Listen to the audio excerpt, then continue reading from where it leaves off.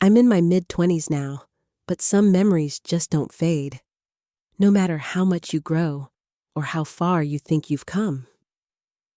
For me, it all goes back to one night when I was 5 years old. It was 2:37 in the morning.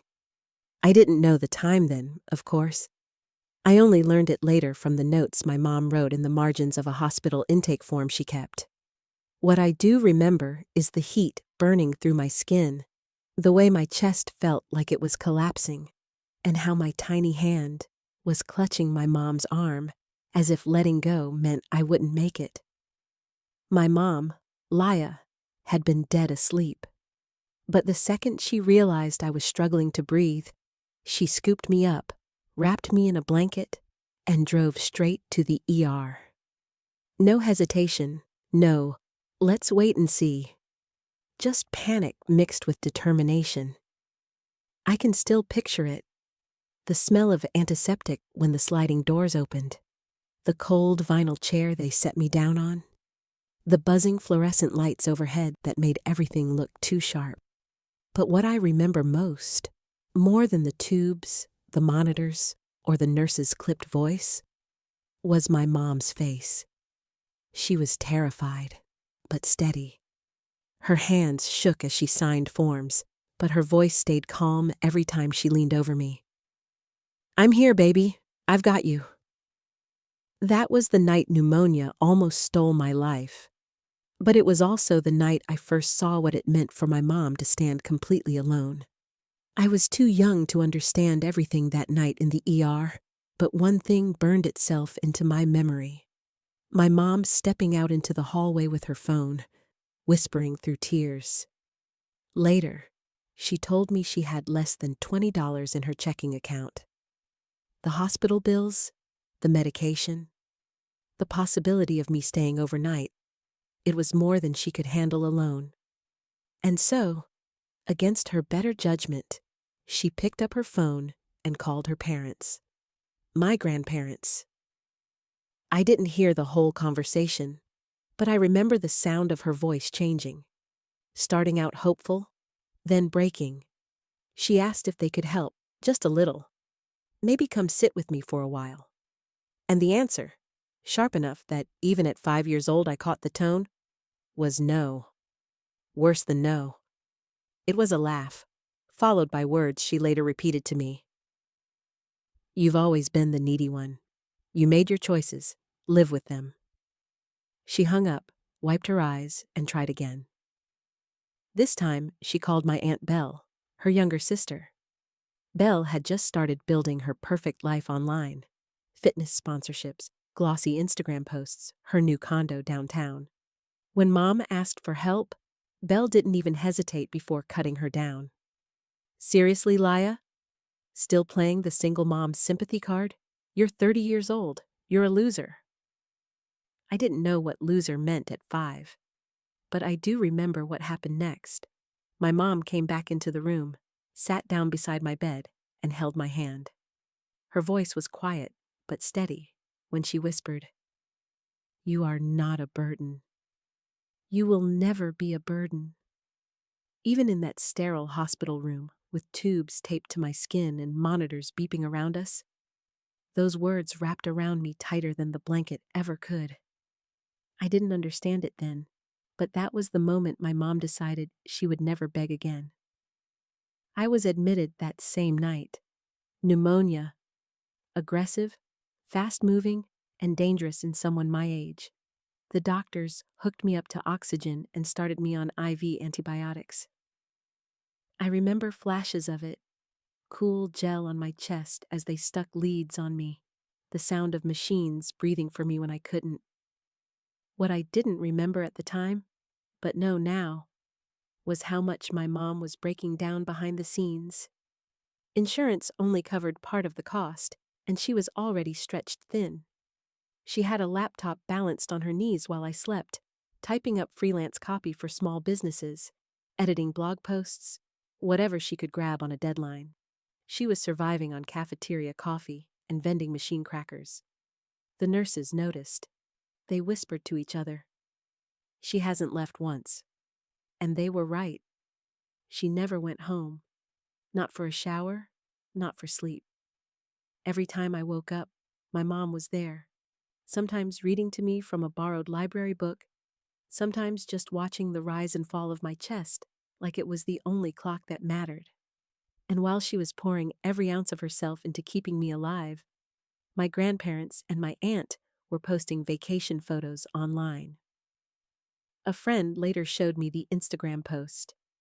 My mom in a sun hat, champagne flute in hand, captioned, "Finally, peace and quiet."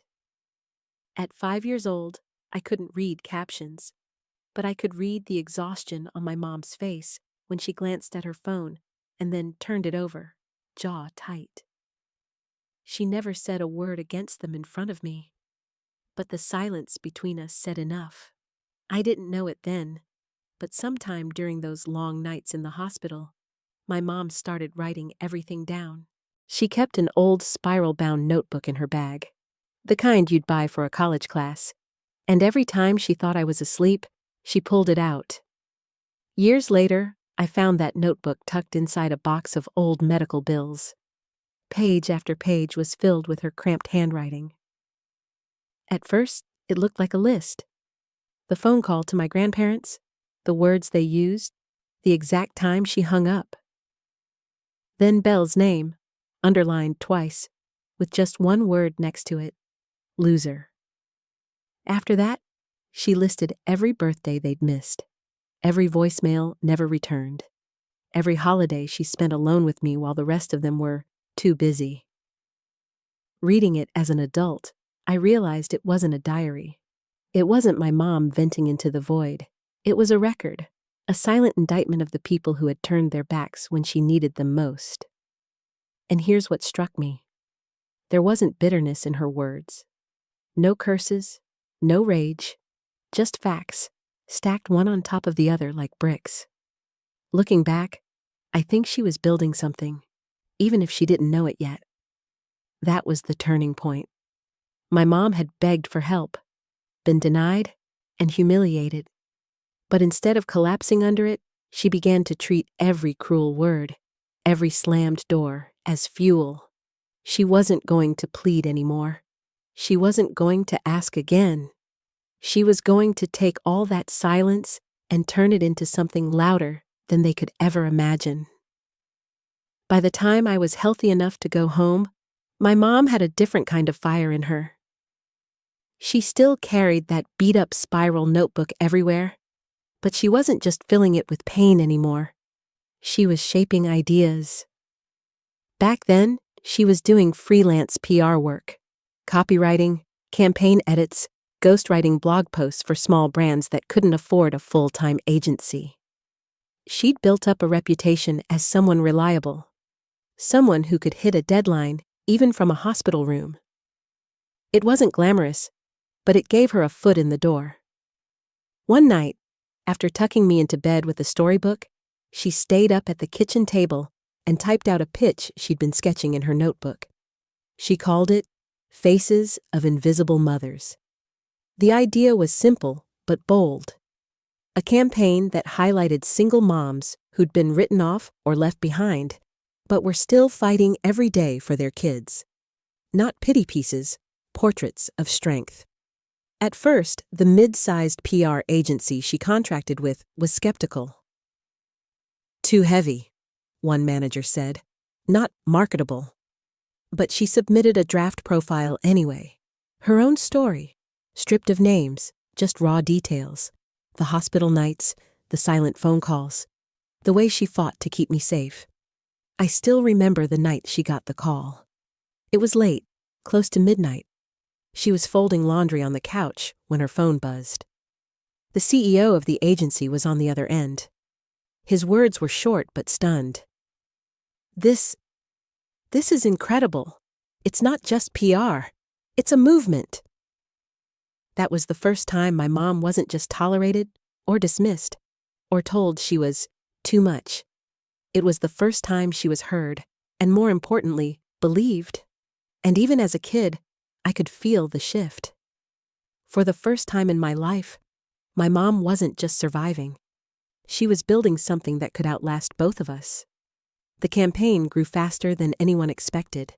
Local papers picked it up first, then a few national blogs. By spring, the agency arranged a community event, part fundraiser, part press conference. They booked the downtown community center, set up folding chairs, and even brought in local TV crews. I was 6 by then, old enough to hold a microphone, but still small enough to hide behind my mom's skirt. I remember gripping her hand as we walked onto the stage. The bright lights made me squint, but I could see shapes in the back of the room. 2 I recognized instantly. My grandparents. And next to them, Belle. They hadn't come when I was in the hospital, but now they were here, curious, maybe worried about what was coming. My mom stepped up to the podium. She didn't have a speech written out. She never did. She just told the truth in a way only she could. My daughter once asked me why her grandparents never came to see her in the hospital, and I told her this: sometimes people only love you when it's convenient. Today, in this room, we are choosing to love even when it's hard, especially when it's hard. The room went silent. No shuffling, no coughing, just silence that stretched long enough for everyone to feel it. Then the projector screen lit up. My mom had sent them a file, but she hadn't told me what it was. And suddenly, there it was. My own drawing from those hospital nights. A stick figure me, a stick figure mom beside the hospital bed, and in crayon letters scrawled across the top. Mom stayed. Grandma left. I didn't remember drawing it until that moment, but the second it hit the screen, the entire room froze.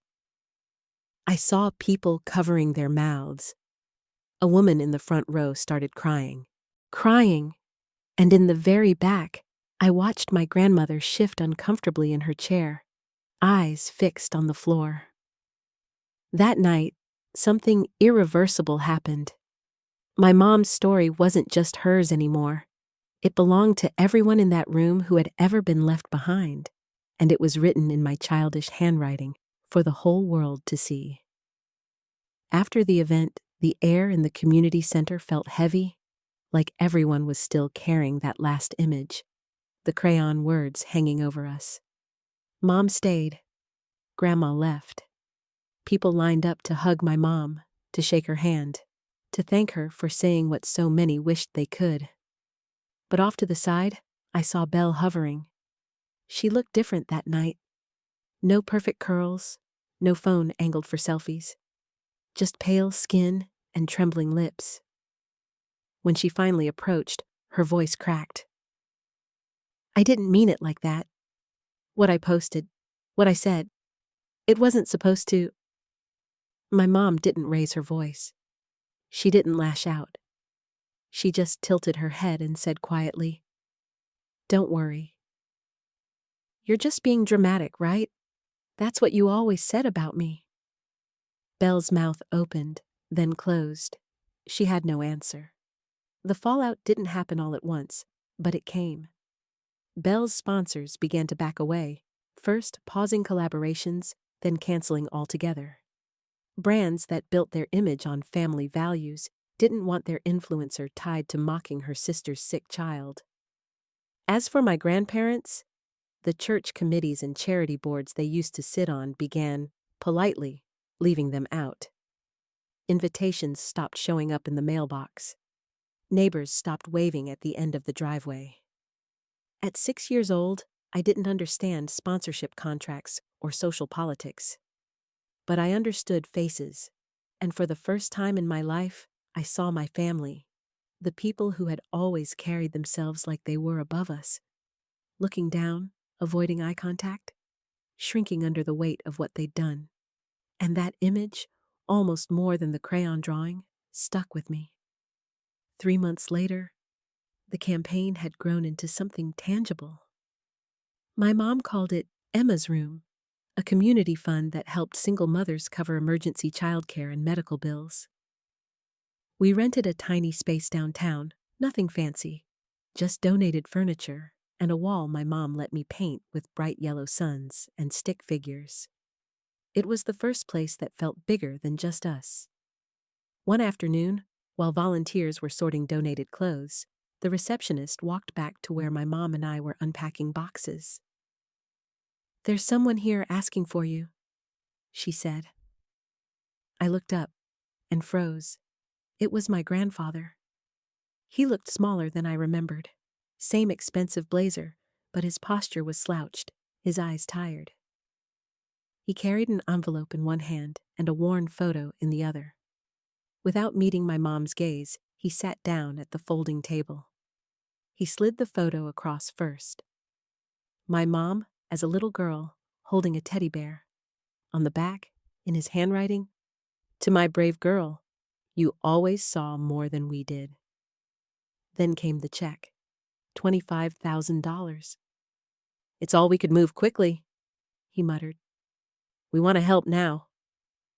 For a moment, no one said anything. Then, almost in a whisper, he added, "I wanted to come that night, when Emma was in the hospital. I stood outside the ER doors. But your mother, she told me not to. And I listened. I was a coward. I can't take that back. I just want to fix a piece of it." My mom sat still, the check in her hands, her face unreadable. Then she slid it back across the table. "Help someone else," she said, her voice steady. "My daughter doesn't need you anymore." He blinked hard, his eyes wet. For once, my grandfather didn't argue, didn't lecture, didn't carry himself like the authority in the room. He just nodded, quietly folded the check, and left. That was the last time I saw him for years. Not long after my grandfather's visit, Belle showed up. No camera crew, no ring light glow. Just Belle, hair pulled back, dark circles under her eyes, jeans and a hoodie instead of the polished outfits she used to show off online. For the first time, she didn't look like Belle the influencer. She just looked like my mom's younger sister, stripped of all the filters and sponsorships that had once defined her. She stood outside the community center for a long time before coming in. When she finally did, she didn't make eye contact. She just held a paper cup of coffee like it was the only thing keeping her steady. Her voice cracked when she spoke. "Do you hate me?" My mom didn't flinch. She didn't soften, but she didn't lash out either. She just said calmly, "No. But I'm done begging for love that was always conditional. I don't have to earn it anymore." Belle's lip trembled, but she nodded. There wasn't anything left for her to say. I was only a kid, but that moment hit me harder than any lecture could. That was the day I learned that real love, the kind my mom gave me every single night in that hospital, wasn't something you had to bargain for or plead your way into. It was steady, it was chosen, and it didn't disappear when things got hard. I'm grown now, old enough to tell this story in my own words. And when I look back, I don't just see the hospital nights or the family that turned their backs. I see what my mom built out of all of it. Emma's room didn't stay a small project. It became a lifeline. Over the years, I've watched dozens, no hundreds, of single mothers walk through those doors. Women who were exhausted, scared, and alone, just like my mom once was. And I've watched them leave with childcare vouchers, medical bill assistance, or simply a place to sit and breathe without being judged. The mural I painted on that first wall, just a little sun, a stick figure mom, and me, has been painted over and over again. Now it stretches across the whole room. The figures aren't just me and my mom anymore. They're families of every shape and size, holding hands, standing together. It's not perfect art, but that's the point. It's hope, messy and bright. When I was 5, I once overheard someone call my mom a loser. The word stuck with me longer than it should have. But standing here today, surrounded by the world she created out of her own pain, the truth couldn't be clearer. My mom didn't just save me. She turned our struggle into a shelter for people who might never meet her, but will always feel her love. And because of that, she never lost. Not once.